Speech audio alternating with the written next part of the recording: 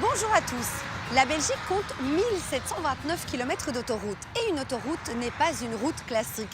Avec une vitesse très rapide et une densité de trafic plus grande, conduire sur autoroute reste particulier.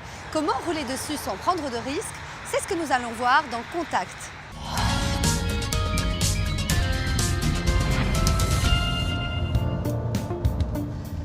Bon Olivier, je suis ici sur une bretelle pour rentrer sur l'autoroute. J'augmente ma vitesse pour essayer de rentrer de manière très fluide dans la circulation. Tout à fait, l'autoroute c'est très rapide. Les camions qui sont sur la bande de droite sont eux-mêmes à 90 km/h réel. Donc c'est au moins 95 km/h de votre compteur.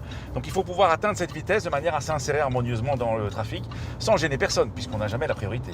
Olivier, autre conseil qu'on peut donner à nos téléspectateurs lorsqu'on dépasse, toujours regarder sur la gauche. Oui, on vérifie aussi dans son angle mort si on n'a pas par exemple une moto qui s'écache. D'accord.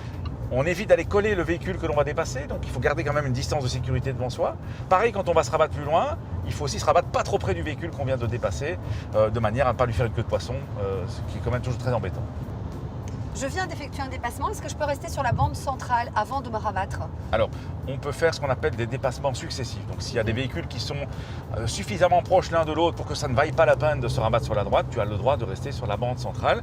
Par contre, s'il y a de l'espace pour se rabattre et que tu peux y rester un certain temps, au moins 5-6 secondes, il faut le faire de manière à libérer la bande centrale de l'autoroute. On ne dort pas sur la bande centrale, c'est important de le répéter. Non, voilà, la bande centrale n'est pas une voie de circulation permanente.